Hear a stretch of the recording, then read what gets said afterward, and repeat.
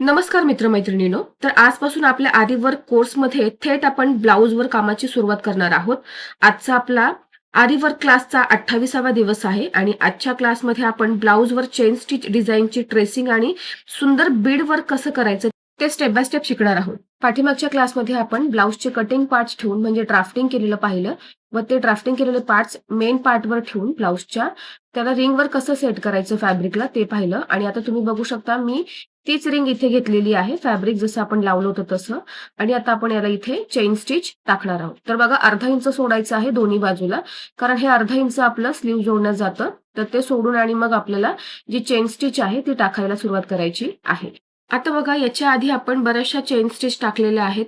Chain stitch कशी टाकायची ते देखील आपण शिकलेलो आहोत. पण आज आपण डायरेक्टली मेन फॅब्रिकवर आरी वर्क करत असताना जी चेन स्टिच टाकत आहोत, ती चेन स्टिच किती व कशी टाकायची? तर लक्षात घ्या आता बघा जी आउटलाईन तुम्हाला व्हिडिओमध्ये दिसत असेल, तर आता ही माझी गळ्याचा जो शेप आहे, हा माझा गळ्याचा शेप आहे. तर तुम्ही तुमच्या पद्धतीनुसार जसा गळ्याचा शेप घ्याल त्या पद्धतीनुसार तुम्हाला त्या शेपनुसार जी चेन स्टिच आहे ती टाकायची आहे.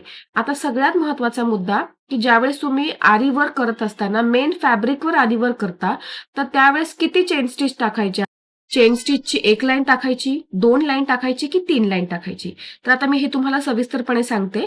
तर बघा चेन स्टिच कशी टाकायची हे आपण आधीच्या क्लासेसमध्ये शिकलेलो आहोत. त्याच्यामुळे मी याचं तुम्हाला सविस्तर असं स्पष्टीकरण देणार नाही. तर आज आपण फक्त हे आरी वर्क करत असताना आपण आधीच्या ज्या टेक्निक शिकलेलो आहोत, ते मेन फॅब्रिकवर प्रॉपर आरी वर्क करत असताना आपण कसं ते करू शकतो, ते फक्त तुम्हाला आता इथे बघायचं आहे आणि ह्याच्यातून तुम्हाला शिकायचं आहे. म्हणजे तुम्ही सुद्धा ते शिकल्यानंतर टेक्निक्स तुम्ही सुद्धा आरी वर्क करू शकता. तर आता बघा मी इथे चेन स्टिच टाकायला सुरुवात केलेली आहे. इथे सगळ्यात महत्त्वाचा मुद्दा कोणे आपल्याला व्यवस्थित घ्यायचे आहेत. तर माझी इथे 3 कोणे आहेत ते व्यवस्थित इथे आलेले आहेत. आता मी तुम्हाला बघा ते जे मेजरमेंट आहे ते देखील तुम्हाला इथे मोजून दाखवते, की दोन्ही जी बाजू आहेत त्या दोन्ही सेम आहेत. इकडे 4 इंच आहे, तर त्या बाजूला देखील 4 इंच आहे. म्हणजे एका बाजूला 4 किंवा दुसऱ्या बाजूला 4.5 असं नाहीये. तर दोन्ही अंतर जे आहे ते समान आहे. म्हणजे गळ्याचा जो शेप आहे तो व्यवस्थित प्रॉपर तिथे आलेला आहे. आता चेन स्टिच मी टाकत असताना आता आपण थेट ब्लाऊजवर आरी वर्क करणार आहोत. तर इथे चेन स्टिच करत असताना एक गोष्ट लक्षात ठेवायची आहे, की बारीक डिझाइन जर असेल, तर एकच चेन स्टिच म्हणजे एकच चेन स्टिचची लाईन टाकायची आहे. म्हणजे आपली जी चेन स्टिच आहे, ती एकच लाईन टाकायची आहे आणि बारीक टाकायची आहे. त्यानंतर बघा, थोडं मोठं डिझाइन असेल, तर 2 चेन स्टिच टाकायची आहे. आता तुम्ही बघू शकता इथे व्हिडिओमध्ये मी 2 चेन स्टिच टाकत आहे. कारण इथे जी डिझाइन आहे, ती नॉर्मल थोडी मोठी आहे. म्हणजे नॉर्मल डिझाईनपेक्षा अगदी छोटी डिझाइन अशी नाहीये, तर मोठी डिझाइन आहे म्हणून मी इथे 2 चेन स्टिच टाकत आहे. तर चेन स्टिच टाकत असताना त्याच्यामध्ये जास्त गॅप ठेवायचा नाहीये. तर दोन्ही ज्या चेन स्टिच आहेत, त्या एकमेकांना जोडून आल्या पाहिजेत. म्हणजे चिकटलेल्या असल्या पाहिजेत. त्याच्यामध्ये गॅप नाही आला पाहिजे याची काळजी घ्यायची आहे. आणि आरी वर्क करत असताना 2 चेन स्टिचच्या लाईन टाकणं ही जी पद्धत आहे, ही जास्त प्रमाणात वापरली जाते. जिथे ब्राइडल वर्क असतं तिथे आपल्याला हेवी लूक द्यायचा असतो, त्यावेळेस आपल्याला 3 चेन स्टिच आहेत त्या टाकायच्या असतात. तर आता इथे हे आपलं थोडं नॉर्मल म्हणजे मीडियम साइजची डिझाइन आहे. तर त्यासाठी इथे मी 2 चेन स्टिचच्या लाईन टाकून घेत आहे. तर 3 ज्या लाईन आहेत चेन स्टिचच्या त्या कुठे टाकायच्या? तर जिथे जी डिझाइन आहे ती जास्त जाड आहे, उठून दिसावी असं जर आपल्याला हवं असेल, तर तिथे 3 चेन स्टिचच्या लाईन टाकायच्या आहेत. आता इथे मी 2 चेन स्टिचच्या लाईन ज्या आहेत त्या टाकून घेत आहे. आता त्याच्यानंतर बघा आपल्याला इथे ट्रेसिंग सुद्धा करायचं आहे. पण अगोदर मी तुम्हाला इथे चेन स्टिच कशी टाकायची तो भाग दाखवलेला आहे. तुम्ही डायरेक्टली फॅब्रिकवर चेन स्टिच टाकण्याआधी आधी ट्रेसिंग करून घेऊ शकता आणि मग तुम्ही चेन स्टिच टाकली तरी हरकत नाही. तर आता इथे मी 2 ज्या लाईन आहेत त्या टाकून घेतलेल्या आहेत. दोन्ही व्यवस्थितपणे एकसारख्या आलेल्या आहेत, कोने व्यवस्थित आलेले आहेत आणि या गोष्टींची काळजी घ्यायची आहे आपल्याला. तर चेन स्टिच इथे टाकून झाल्यानंतर आपल्याला आता पुढे ट्रेसिंग करायचं आहे. तर बघा आता इथे याचा मी सेंटर पॉइंट काढलेला आहे गळ्याचा. तर तुम्ही बघू शकता इथे माझा जो गळा आहे त्याचं इथे मी या पद्धतीने इथे मी मेजरमेंट तुम्हाला दाखवतही आहे, की पूर्ण जेवढा माझा गळा आहे त्याचा अर्धा भाग मी इथे घेतलेला आहे आणि त्यानुसार मी त्याचा सेंटर पॉइंट काढलेला आहे खालच्या टोकापर्यंत. आता इथे आपल्याला पुढे बीड वर्क करायचं आहे. तर ते बीड वर्कसाठी मी इथे अर्धा इंचाचं मार्किंग जे आहे ते करून घेत आहे. तर संपूर्ण गळ्याला अर्धा इंचाचं मार्किंग करून घेणार आहे आणि या अर्धा इंचाच्या मार्किंगमध्ये माझं संपूर्ण जे बीड वर्क आहे ते मी तिथे कव्हर करणार आहे. तर या पद्धतीने मी आता बघा टेप जो आहे तो ठेवून आणि संपूर्ण गळ्याचा जो शेप आहे तिथे मी अर्धा-अर्धा इंचावर मार्किंग करत आहे आणि पॉइंट्स देणार आहे. आता हे पॉइंट देऊन झाल्यानंतर आपल्याला स्केलने पुन्हा ते पॉइंट जे आहेत ते व्यवस्थित जोडत जायचं आहे आणि पुन्हा आपला आणखीन एक जी लाईन आहे गळ्याची आउटलाईन पुन्हा ती तिथे तयार होणार आहे. आता इथे माझा हा गळा आहे त्याच्यामुळे तो अशा पद्धतीने दिसत आहे. तुमचा वेगळा गळा असेल, गोल असेल, स्क्वेअर असेल, ज्या पद्धतीने असेल, जी डिझाइन असेल त्या पद्धतीने तुम्हाला करून घ्यायचं आहे. आता इथे बघा मी जो आपला बटर पेपर आहे, तो गळ्याचा इथे जेवढा भाग माझा बसेल तेवढा मी इथे घेतलेला आहे. त्याला मी चिकटवलेला आहे. तुम्ही बघू शकता खाली मी 2 बटर पेपर घेतलेले आहेत. आता त्या बटर पेपरला सुद्धा मी सेंटर पॉइंट काढलेला आहे आणि खाली जशी ती लाईन आहे, त्या लाईनला बरोबर ती जी लाईन आहे, त्या दोन्ही एकत्र जुळतील असं मी त्याला व्यवस्थित ठेवलेलं आहे. आता इथे पिन्स लावायचे आहेत म्हणजे जो बटर पेपर आहे तो हलणार नाही. आता लक्षात घ्या ट्रेसिंग करण्याच्या अनेक पद्धती आहेत. त्यामध्ये tracing paper, carbon tracing, pin tracing आणि डायरेक्ट मार्किंग अशा वेगवेगळ्या पद्धती वापरता येतात आणि मार्केटमध्ये रेडीमेड नेक डिझाइन पॅटर्न सुद्धा मिळतात. ते फॅब्रिकवर ट्रान्सफर करून आपण त्याच डिझाइनवर थेट आरीवर करू शकतो. म्हणजे स्वतः प्रत्येक डिझाइन काढण्याची गरज नाही. आपल्या आवडीचा रेडी डिझाइन घेऊन त्यावरही सुंदर काम करता येतं. तर आता इथे बघा मी मात्र तुम्हाला जे कार्बन ट्रेसिंग आहे ते इथे दाखवत आहे. आता हा बटर पेपर आहे तर तो ट्रान्सपरंट आहे. जसा गळा खाली मी ड्रॉ केलेला आहे तसाच तो मला वरही दिसत आहे. त्यानुसार मी पेनाने पुन्हा त्याच्यावरती लाईन जी आहे ती काढून घेत आहे. आता जिथे चेन स्टिच टाकलेली आहे तो पार्ट आपल्याला घ्यायचा नाहीये. तर बघा बीडवर्कसाठी आपण जे अर्धा इंचाचं मार्किंग केलं आणि पेन्सिलने ड्रॉ केलं, ती लाईन जी आहे ती इथे आपल्याला घ्यायची आहे. तर ती इथे मी काढून घेतलेली आहे पेनाने. तर आता बटर पेपरवर मी पेनाने काढून घेतल्यानंतर तुम्हाला हवी तशी तुम्ही डिझाइन इथे ड्रॉ करू शकता. तुम्हाला Pinterestवर किंवा Googleवर ह्या डिझाईन्स ज्या आहेत त्या मिळतात. आता बघा डिझाइन मी मला जशी हवी तशी इथे ड्रॉ करून घेतलेली आहे बटर पेपरवर. आता कार्बन पेपर जो आहे तो बीडवरची लाईन काढली त्याच्या आउटलाईनला ठेवलेला आहे मी बरोबर आणि त्याच्यावर मी आता पुन्हा बटर पेपरवर जी डिझाइन काढलेली आहे ती मी तिथे ठेवलेली आहे. तर बघा खालून बटर पेपर हा ट्रान्सपरंट असल्यामुळे तो आपल्याला ठेवल्यानंतर खालचा जो भाग आहे तो दिसतो. तर मी बरोबर ती डिझाइन जी आहे ती कार्बन पेपरवर येईल या पद्धतीने मी तिथे ठेवलेली आहे. आता पेनाने आपल्याला पुन्हा ट्रेस करून घ्यायचं आहे. ट्रेसिंग करत असताना व्यवस्थित डिझाइन जी आहे ती आपल्याला इथे ट्रेस करून घ्यायची आहे. आता इथे डिझाइनचा पार्ट मी ड्रॉ केलेला दाखवला नाही कारण तुम्हाला जशी हवी आहे त्या पद्धतीने तुम्ही डिझाइन जी आहे ती काढू शकता. आणि ज्यांना ब्लाउजवर डिझाइन स्वतः ड्रॉ करता येत नाही त्यांनी अजिबात काळजी करू नका. मार्केटमध्ये रेडीमेड नेक डिझाइन आणि एम्ब्रॉयडरी पॅटर्न मिळतात. तुम्ही तुमच्या आवडीचा डिझाइन घेऊन तो फॅब्रिकवर ट्रेसिंग ट्रान्सफर करू शकता. आता बघा एक भाग इथे मी ट्रेस करून घेतलेला आहे. आता खाली माझा इथे कर्व्ह लाईन आहे. तर तिथे मी पुन्हा जो कार्बन पेपर आहे तो बघू शकता व्हिडिओमध्ये या पद्धतीने ठेवलेला आहे व्यवस्थित आणि त्याच्यावर पुन्हा मी आता जिथून माझी डिझाइन पुन्हा आता सुरुवात होईल तिथून मी आता पुन्हा ती ट्रेस करून घेणार आहे. तर हे तुम्ही करत असताना तुमच्या लक्षात येईल त्यामुळे याचं टेन्शन घ्यायचं नाहीये की हे करताना थोडं कठीण वाटतंय. तर ते कठीण नाहीये. तुम्ही ज्यावेळेस ते स्वतःहून करायला घ्याल त्यावेळेस तुमच्या आपोआप ते लक्षात येईल. तर आता हा गळ्याचा शेप या पद्धतीने असल्यामुळे मला या पद्धतीने ते करावं लागत आहे. पण डिझाइन ट्रेसिंग करत असताना तुम्ही सरळ जर तुमचा गळ्याचा शेप घेऊन आणि त्याच्या साइडला जर डिझाइन काढली तर तुम्ही डायरेक्टली ते ट्रेसिंग करू शकता. तर आता इथे माझी ट्रेसिंग जी आहे ती झालेली आहे.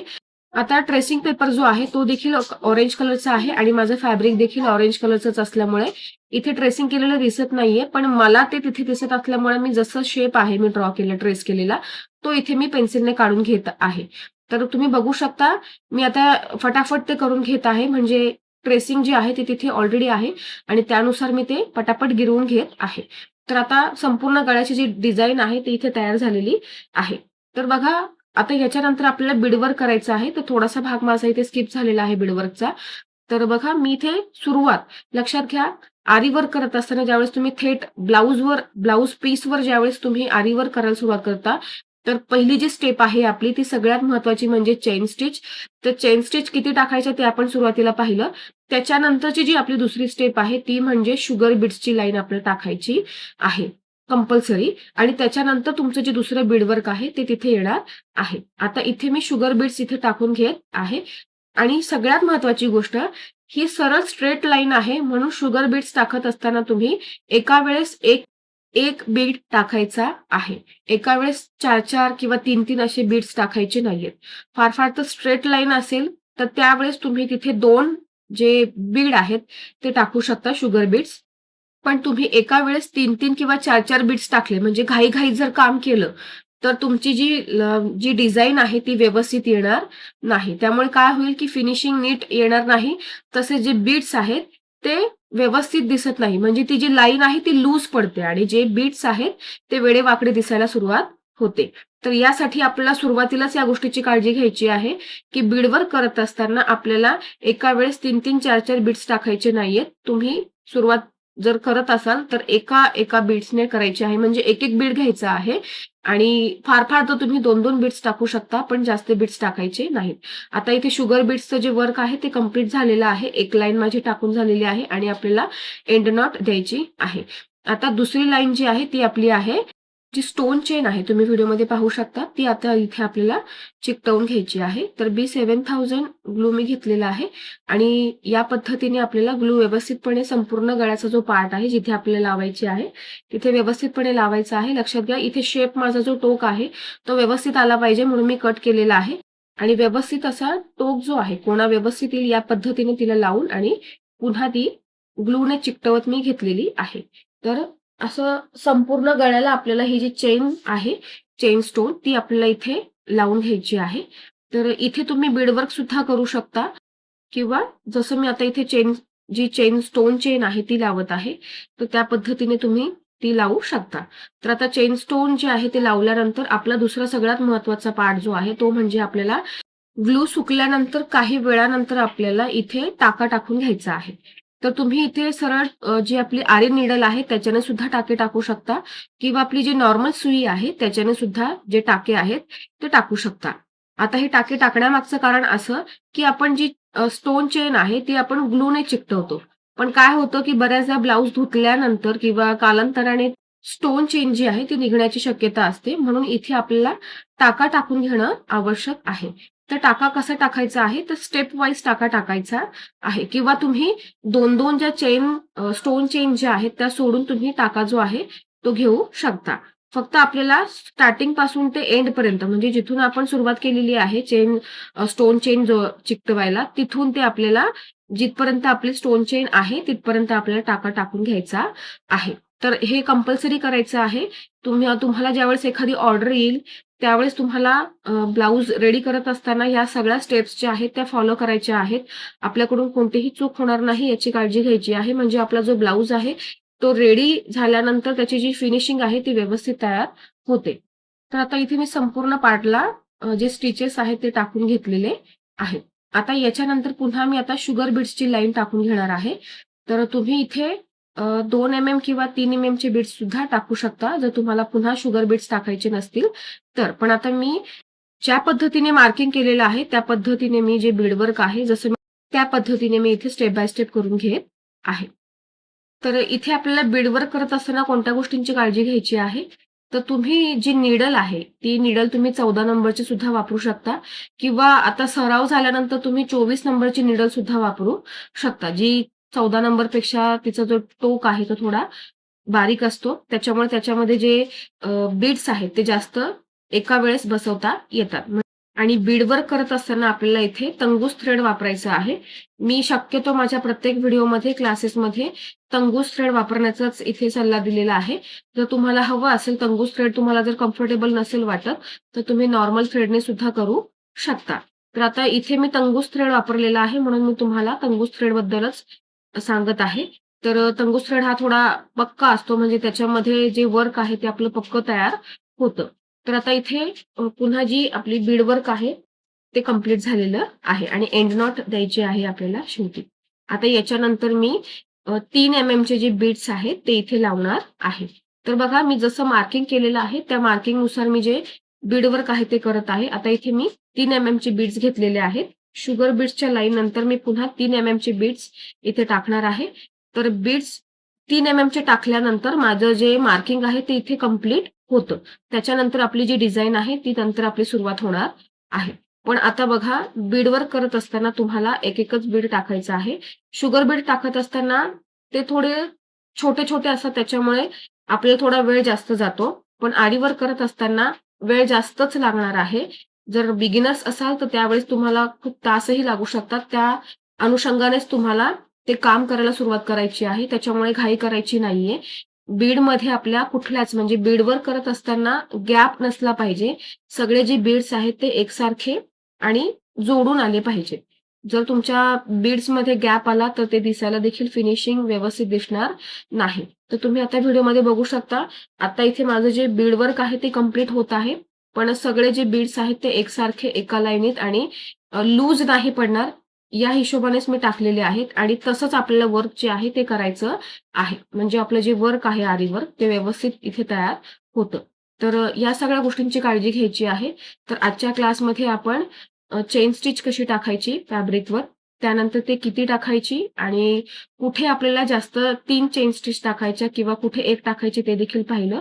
त्यानंतर आपण बीडवर्क देखील बघितलेलं आहे आणि आता पुढच्या क्लासमध्ये आपण जी पुढची डिझाइन आहे, ती कशी आपण करणार आहोत, ते पाहणार आहोत. तर पुढचा व्हिडिओ अजिबात स्किप करू नका. भेटूयात पुढच्या व्हिडिओमध्ये. तोपर्यंत धन्यवाद.